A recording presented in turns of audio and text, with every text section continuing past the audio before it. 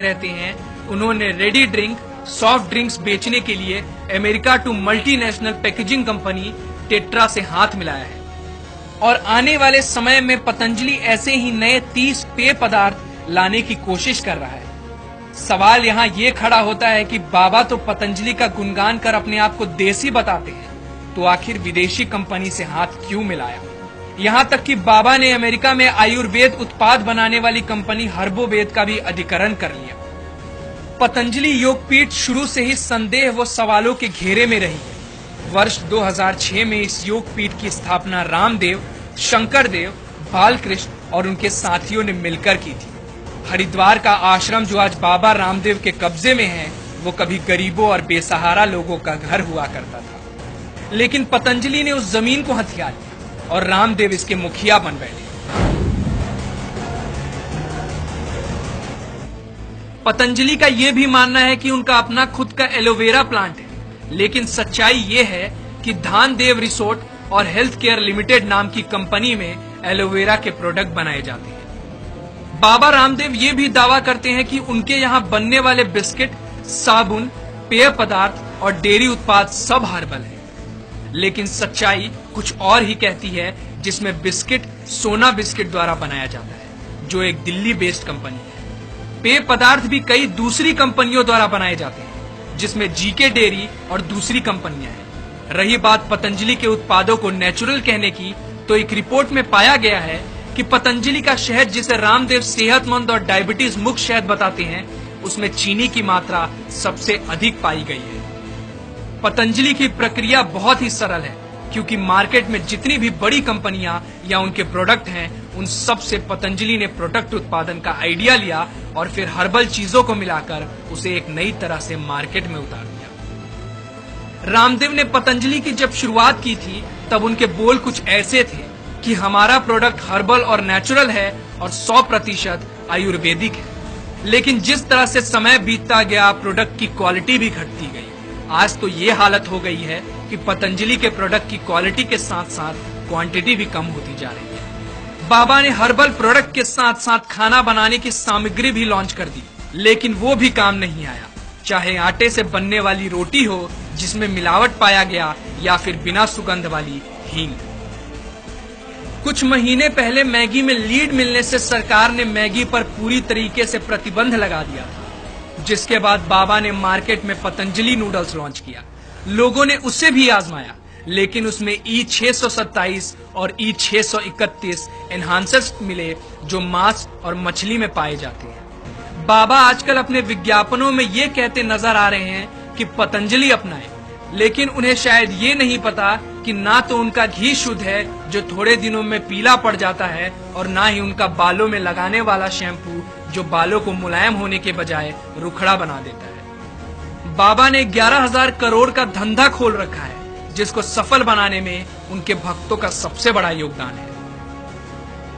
बाबा रामदेव कहते हैं कि उनके पास समलैंगिकता का इलाज है। समलैंगिक कम्युनिटी के लोग उनके योग पीठ में आए और अपना इलाज करवाएं, और यहाँ आकर कुछ दिन रहे और अपनी आदत से निजात पाए। रामदेव कहते हैं कि समलैंगिकता का इलाज वो सत्संग और योग के माध्यम से कर सकते हैं। उनका मानना है कि समलैंगिकता अप्राकृतिक है। वहीं जब इस मामले में पतंजलि के केंद्र में बैठे डॉक्टरों से पूछा गया, तो उनका ये कहना था, ये बीमारी नहीं है, लेकिन हमारे समाज में इसे मान्य नहीं किया जा सकता। विल पावर से इसे ठीक किया जा सकता है। ये प्रॉब्लम है, इसलिए बीमारी है, क्योंकि ये एक मानसिक रोग है, तो मेडिटेशन ही इसका इलाज है। आपको अपनी सोच बदलनी पड़ेगी। आपको बता दें कि सभी Patanjali doctor certified BAMS degree धारी हैं और पतंजलि उनको वेतन देता है। वहीं समलैंगिकता कोई रोग नहीं, इसलिए इसके इलाज का सवाल ही नहीं है। जो इसके इलाज की बात करते हैं, वो केवल लोगों को बेवकूफ बनाते हैं। यहाँ तक कि BAMS की किताबों में भी होमोसेक्सुअलिटी का जिक्र नहीं मिलता। वहीं आयुष मंत्रालय ने अभी भी इस संबंध में कोई दिशा निर्देश जारी नहीं किए हैं। वहीं दूसरी तरफ बाबा रामदेव पुत्र प्राप्ति की भी दवा बेचते हैं। इससे पहले भी पतंजलि योग पीठ में पुत्रवती नामक दवा बेचने को लेकर काफी विवाद हो चुका है, और 2007 में इस मामले की जांच भी की गई थी।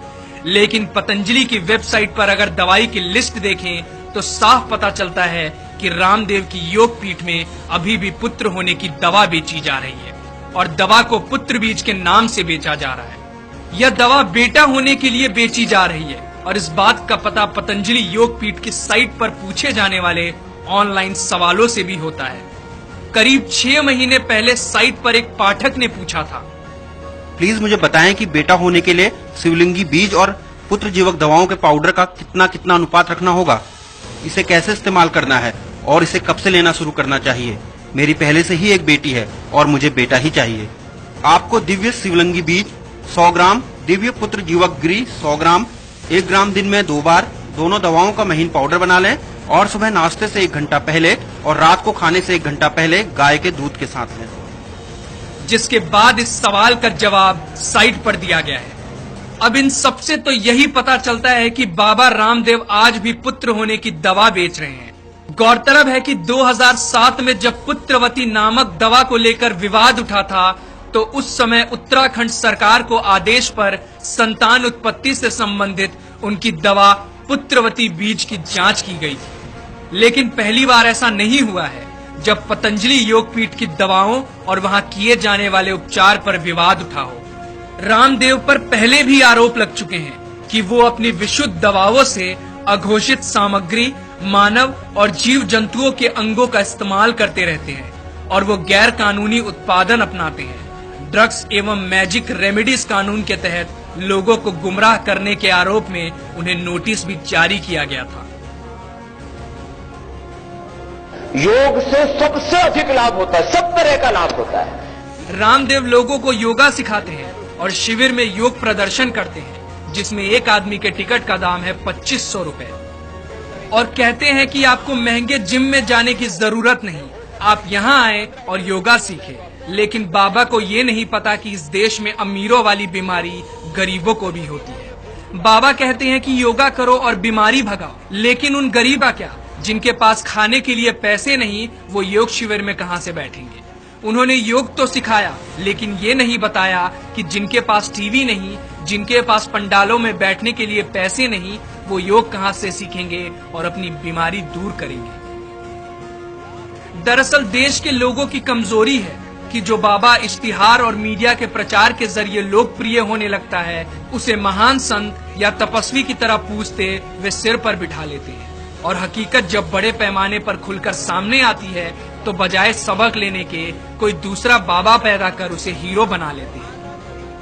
अपनी मेहनत की कमाई धर्म के नाम पर बाबाओं, उनके उत्पादों और दवाइयों पर जब तक लोग लुटाते रहेंगे तब तक जरूर लोकतंत्र और संस्कृति खतरे में रहेगी और धर्म का कारोबारी चेहरा ऐसे ही चमकता दमकता वो गरजता रहेगा।